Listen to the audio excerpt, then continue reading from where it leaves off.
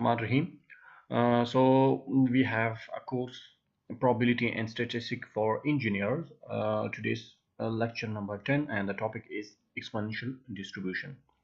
We are already discussing different type of probability distributions. We have already discussed constant distribution, binomial distribution, Poisson distribution, and now we are going to discuss exponential distribution. As I have already mentioned that all these distributions depend on the type of data.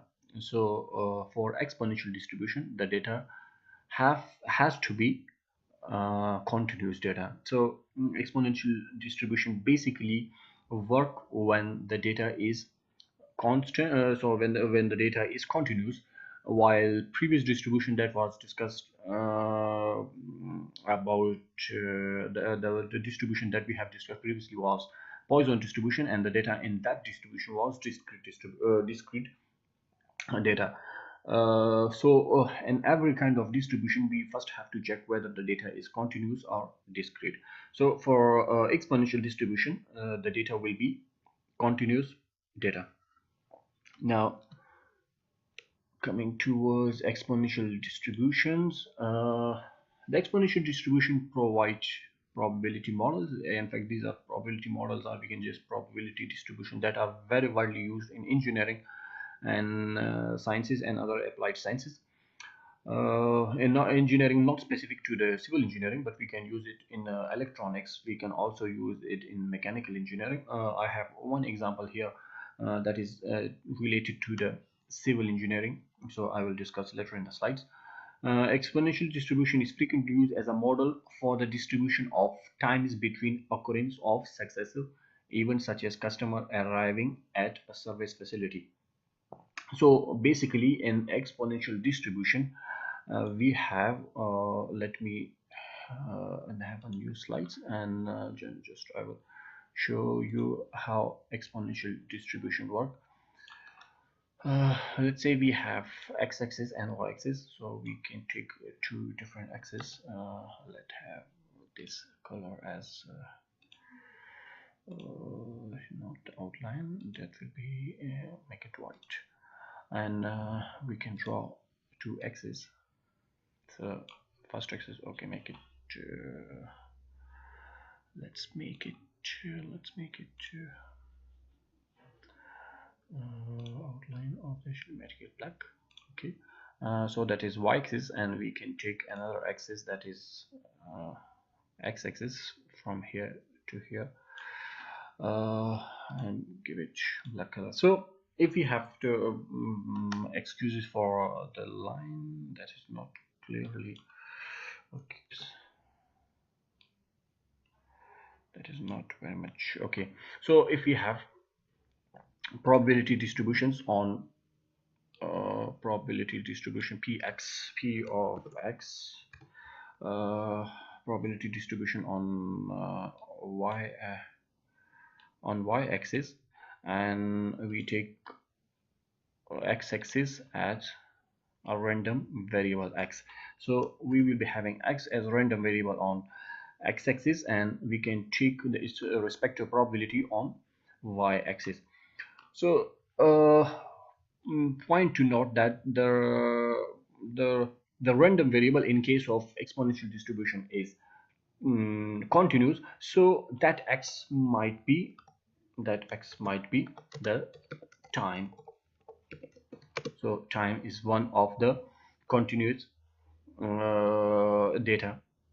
We might have some other values, but we cannot take number of people, number of cars, number of buses, or anything else.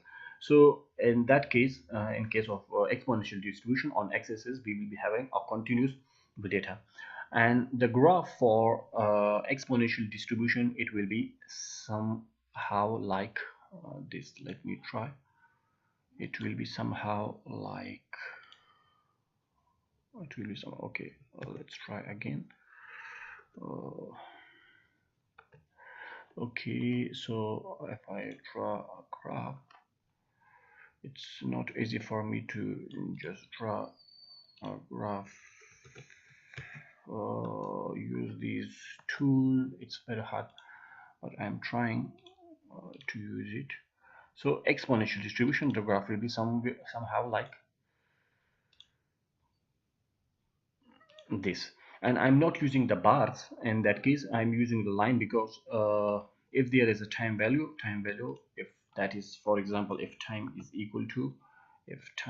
value is equal to on x-axis is equal to 2.5, so that's also fine. Any value on x-axis, time value 2.5, maybe somewhere here, so that will be having a value of px.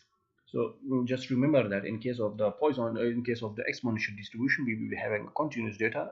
That means 1.5, 1.75, 1.8, 2, 2.5, this kind of data. And for that data, we cannot use the bar, we cannot plot it in the form of bars, but we have to use a line graph. Now, okay, so the probability density function for exponential distribution is fx. Okay, let's try that one. The probability density function for exponential distribution, if I write it here, that will be equal to, let me copy that and write it here. The probability, okay, make a smaller one.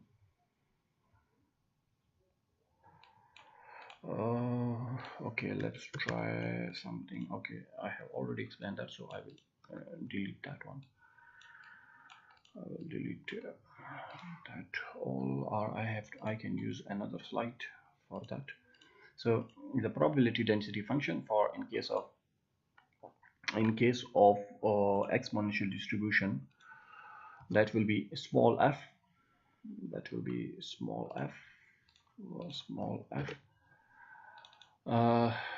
probability density function equation,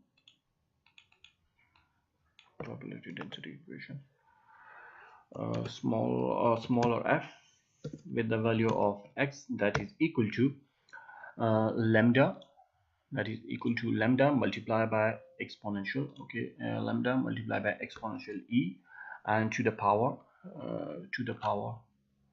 exponential to the power minus lambda x. So that is the equation for the exponential distribution function. So if we have exponential distribution, we can call it exponential function. So that will be the equation, and in that equation lambda is same rate of occurring of event that we have already discussed last time in Poisson distribution. That is also the parameter of exponential distribution, and x here is representing the random variable, so that x is not a discrete one here, but that will be a continuous. Same equation. So lambda e to the power minus lambda x is the function of probability distribution, for which the x should be larger than 0. That shouldn't be 0, that should be larger than 0. Okay, 0.1 is fine, but not 0. For definition is x is said to have an exponential distribution. X is a random variable that is said to have an exponential distribution with a parameter value lambda. I have already discussed in other lectures that every distribution will have a specific parameter. So that parameter for exponential distribution is lambda, which is the rate of occurrence of an event, and that parameter is also same for the Poisson distribution. If the probability density function PDF of x is that lambda e to the power minus lambda x. Now let me remove these slides. Delete slides. Okay, how about the expected value and variance of exponential distribution? So before discussing that, I will also mention here that we can also write exponential distribution as fx is equal to 1 divided by beta e to the power minus x divided by beta. So that beta is same inverse of lambda. If you see here, beta is equal to inverse of lambda, and as you know that lambda is actually the rate of occurrence of event. So that is a rate. The inverse of that, inverse of the rate will be time. So beta is a mean time interval between consecutive events. Uh, you can also use lambda if you try to solve the exponential distribution function, and you can also take the inverse of that for the exponential distribution. You can either use lambda or beta. Now coming to the expected value and variance are the, I can say, mean value and variance of exponential distribution. That is, if x is exponentially distributed random variable, so the mean value is 1 minus lambda, and variance value is 1 divided by lambda square. So the mean for Poisson distribution was lambda, variance for Poisson distribution was also lambda. Here in case of exponential distribution, mean of exponential distribution will be 1 divided by lambda, variance of exponential distribution will be 1 divided by lambda square. Similarly, we can also express that in the form of expected value, that is the mean value is equal to 1 by lambda and variance is equal to 1 by lambda square. Now coming to a different shapes of exponential distribution, as I have already discussed about that the shapes of distributions depend upon its parameter value. So as I have already told you about Poisson distribution, that the shape of Poisson distribution changes if you change the value of lambda. I will also discuss same kind of Excel sheet with you as I have discussed last time. For the Poisson distribution, I will develop a exponential distribution curve in case of exponential distribution when we have different value of lambda. Now you can see here, when you have lambda is equal to 2, when you have lambda is equal to 0.5, when you have lambda is equal to 1. So you can see that as the lambda value varies, the shape of exponential distribution also varies. That first curve is for the lambda is equal to 2, then you have for lambda is equal to 0.5, then you have lambda is equal to 1. And you can see here that the steepness of distribution, the steepness of exponential distribution, that changes with the change of lambda. You can see here that when lambda is equal to 2, so when as the value of x increases, at lower values the values all same, but as x value increases there is a sudden change in the value, and then it become constant value. While in case of lower value of lambda, the lower values all are changing almost at a constant rate with the value of x. So that lambda basically represent the shape of exponential distribution, as other parameters have already expressed the shape of their respective distributions. So as I said about exponential distribution, the probability density function of exponential distribution in this slide, we can see these are all the probability density functions of different kind of exponential distribution on the basis of their parameter values. But if we talk about the cumulative density function, the exponential distribution, that can be probability density function that can be integrated. If we take the integration of this, if we take the integration of this equation then we can determine the cumulative distribution function, and the graph for cumulative distribution is somehow like this. So we have a y-axis that is representing the cumulative distribution functions of exponential distribution, and we have x value that can represent the time, that can represent other continuous variable. So as the x value increases, the value of cumulative distribution function also increases. We use capital F for cumulative distribution function, and we use the small f for the density function. And the equation for cumulative distribution function is 1 minus e minus lambda x, keeping the x values larger than 0. Now using these functions we can solve a problem. If we have data that is exponentially distributed, so we can use exponential distribution and check the probability values of at different value of random variable. Now there is one example that has been taken from journal paper, that is probabilistic fatigue evaluation of riveted railway bridges, Journal of Bridge Engineering in 2008, that has been published. That suggests that exponential distribution with mean value of 6 megapascal as a model for the distribution of stress range in a certain bridge connection. If you have a bridge connection and if you perform different tests on that to check the distribution of stresses, so someone has already done that, maybe the author of this paper, and they found that the values are exponentially distributed with the mean value of 6 megapascal. So we have expected value here. We have expected, if you see toward the solution, let's assume that this is in fact the true model, then Ex expected value, that is 1 by lambda, is equal to 6. So we have the mean value of data when you have exponentially distributed when you have exponential distribution. Now from this equation we can take lambda is equal to 0.1667. We have already mean value and you can compute lambda value from this equation. Okay, what is the probability that stress range is at most 10 megapascal?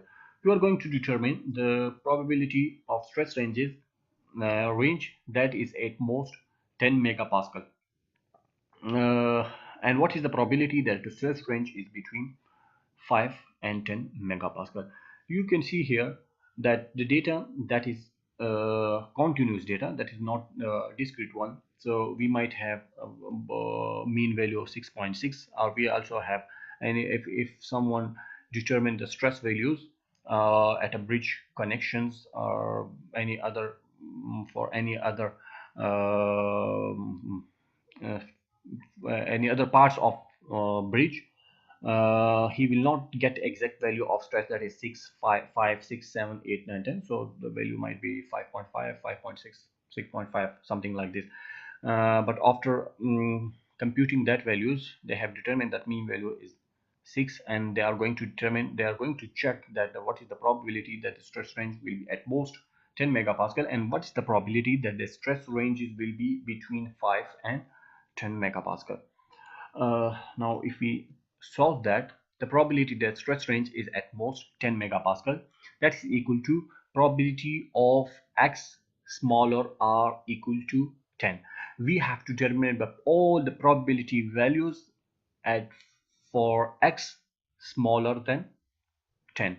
We will be having the probability value of px is equal to 0, then px is equal to 1, 2, 3, 4, 5, 6, 7, 8, 9, and 10. And we also have to determine the probability value of, for example, probability of x is equal to 0 0.5, 0 0.75, 0 0.85, because we have all these data is continuous data. So the best way is for determining that the probability value for x smaller than or equal to 10, that is equal to 1 minus e to the power lambda x. X value here is 10. So as we have at most 10 megapascal, x value here is 10. Lambda value we have already discussed in the previous slide, that is equal to 0.1667. So at most we will be for the 10 megapascal. By using this equation we can determine that the probability value is 0.811. So most of the data which they have already computed, or the data that was lesser or equal to 10 is 81%. We can also see for the probability that stress range is between 5 to 10. If we check that one, when the stress value is between 5 to 10 megapascal, so we can use this equation, probability of 5 less than or equal to x less than or equal to 10. We will determine all the probability values that are between 5 and 10. We can use this equation. We can use the same equation when we have probability value. Let me Okay, when we have the probability, that is for the probability of 10, and that is the for the this is basically the cumulative distribution function when you have x is equal to 10, and that is the probability cumulative distribution function when you have x is equal to 5. So when you subtract the cumulative distribution function of 10 of 5 from the cumulative distribution function of 10, and then you will get the probability value between these function. Let me draw that and explain that. Okay, we have on x-axis we have this one, then we can use y-axis, sorry, that is for the y-axis, then we can use x-axis. Okay, x-axis we have the stresses value on x-axis, and we have probability value on y-axis. If I take the probability of the cumulative distribution function, so the cumulative distribution function will be somehow like this. Okay, now if we talk about that, let's say we have this value for 5, this value for 5,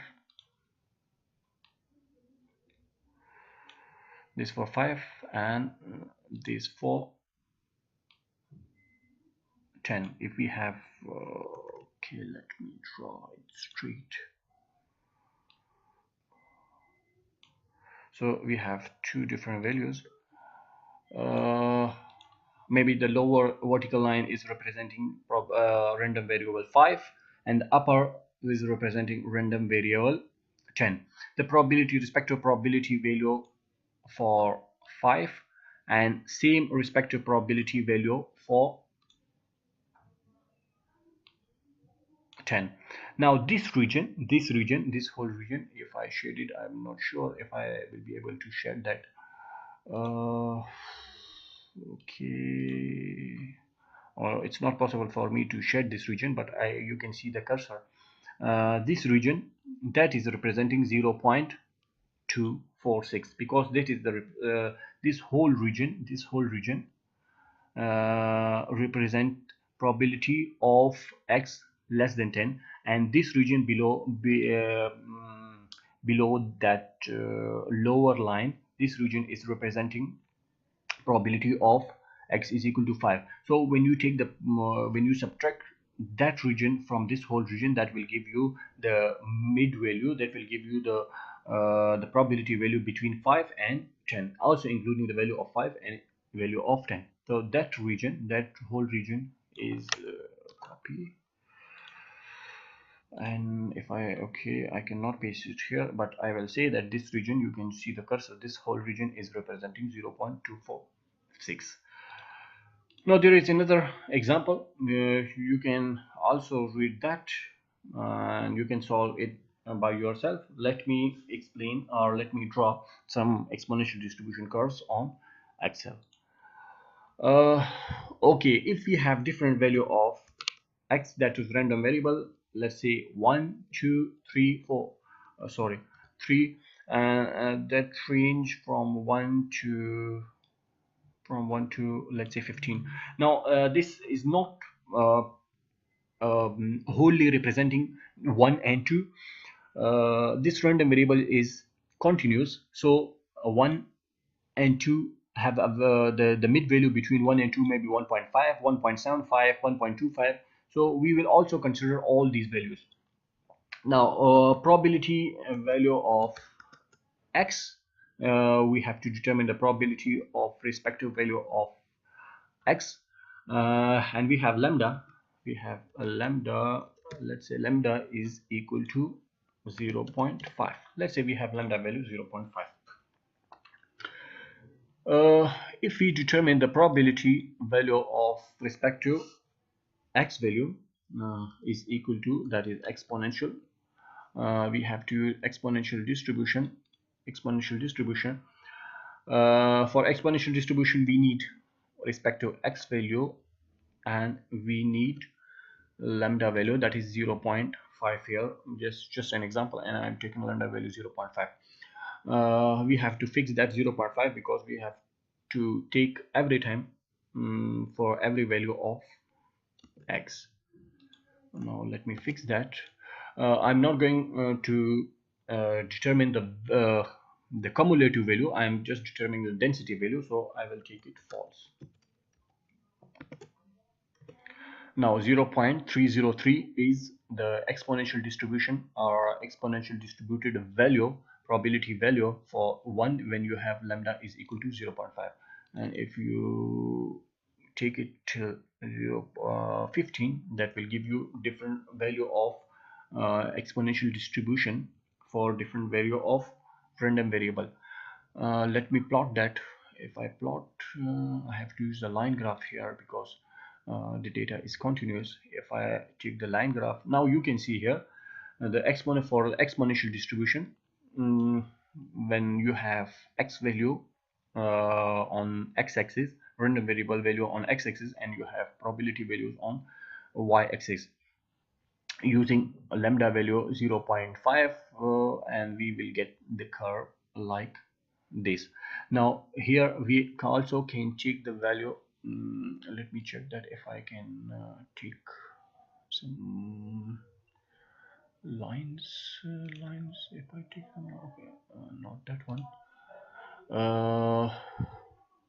Okay, so you can see here that it's not only giving me the value for x is equal to 1 or x is equal to 2 or 3. It's giving me value for x is equal to 1.5, 1.75, 1.25. There's also giving me value for 2.2, 2.3, 2.5, 2. That's not like Poisson distribution. That is similar to the Poisson distribution, but that is taking different value of random variable that are all continuous. Now that is the probability density function when you have exponential distribution.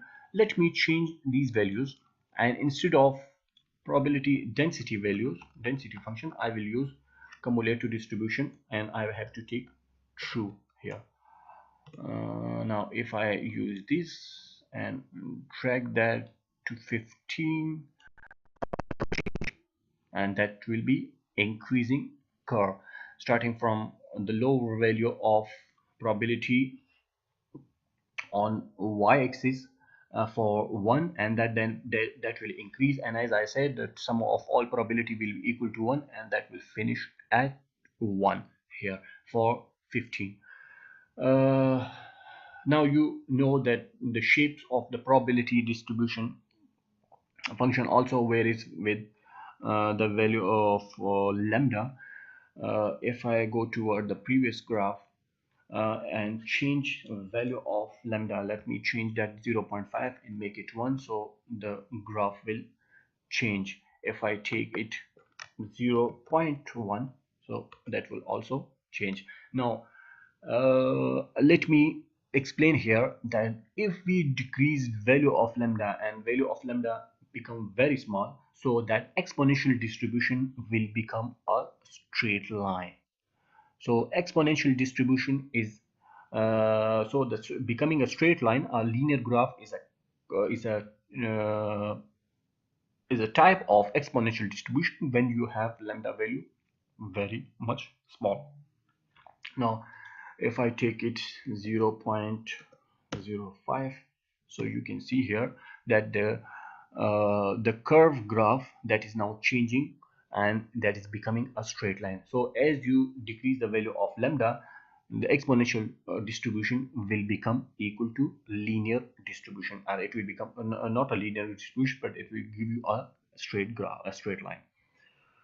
Now that was all related to the exponential distribution. There are different type of exponential distribution as well, but that are all at higher level. We also have hypo exponential distribution, we also have hyper exponential distribution, we also have phase type distribution, hypo Erlang distribution, we have a normal Erlang distribution. These are different classes of exponential distribution. I'm not discussing it here because that is not a part of your course, but you can study or you can read more about exponential distribution from different books. If you have any problem related to the exponential distribution or any other previous lectures, you can discuss it with me.